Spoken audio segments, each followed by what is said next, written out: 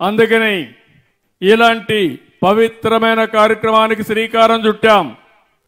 ఈరోజు నేను ఒకటే మీ అందరికీ విజ్ఞప్తి చేస్తున్నాను. నేను కష్టపడేది మీకోసం.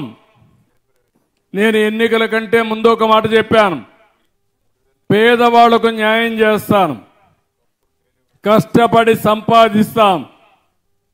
కష్టపడి సంపాదన చేయాలంటే అభివృద్ధి జరగాలి, సంపద సృష్టించాలి, దానివల్ల ఆదాయం పెరుగుతుంది. పెరిగిన ఆదాయాన్ని మళ్ళీ ఈ పేదవాళ్ళకు ఖర్చు పెట్టడానికి నేను నిరంతరం శ్రద్ధగా ఉంటాను, నిరంతరం శ్రమిస్తానని చెప్పి మరొక్కసారి మీ అందరికీ హామీ ఇస్తున్నా. ఇది ప్రారంభం మాత్రం.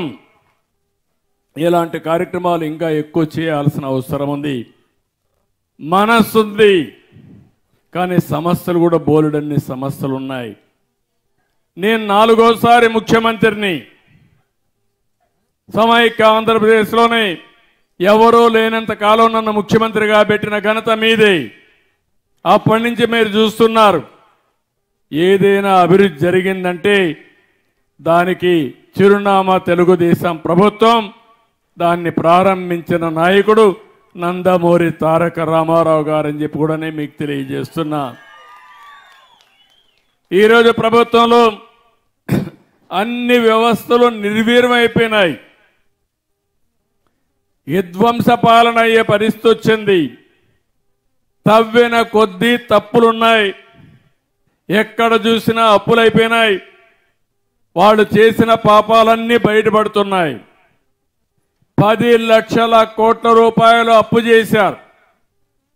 మన ఊర్లో కూడా ఎవరైనా సరే తల్లిదండ్రులు కొంత ఆస్తి ఇస్తే ఆ ఆస్తిని కాపాడకుండా ఊరూరు తిరిగి అప్పులు చేసి ఎక్కడికక్కడ తాగడానికి తిరగడానికి ఖర్చు పెట్టేస్తే ఆ కుటుంబం ఎట్లయితే నష్టపోతుందో అదేవిధంగా ఈరోజు రాష్ట్రం కూడా ఉంది.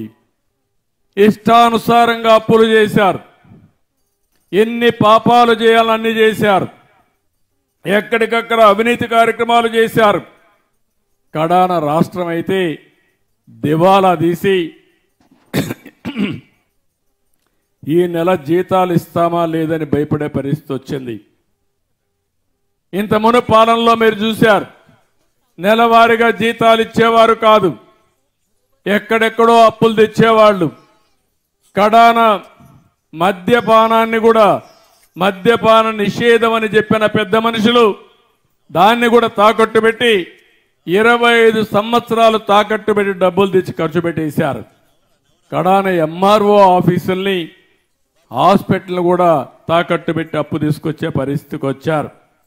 ఇలాంటి చాలా దుర్మార్గమైన కార్యక్రమాలు చేసే పరిస్థితికి వచ్చారు. అందుకే నేను ఒకటే చెప్పాను, ఆ రోజు నేను చెప్పింది ఇవన్నీ కూడా సిస్టమేటిక్గా చేసి నాకుండే అనుభవంతో మళ్ళీ రాష్ట్రాన్ని గట్టెక్కిస్తానని చెప్పా. 6 నెలలుగా నిరంతరం పనిచేశాం. ఈరోజు నేను ధైర్యంగా చెప్పగలుగుతున్నా, ఇప్పుడిప్పుడే ఒక్కొక్క స్టెప్పే ముందుకు వచ్చే పరిస్థితికి వచ్చాం.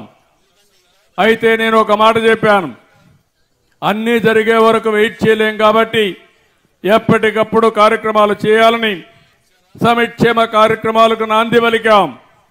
నేను ముఖ్యమంత్రి అయిన వెంటనే నేను సంతకాలు పెట్టిన 5 సంతకాల్లో ఒకటి మన పిల్లల ఉద్యోగాల కోసం మెగా డిఎస్సికి సంతకం పెట్టాను.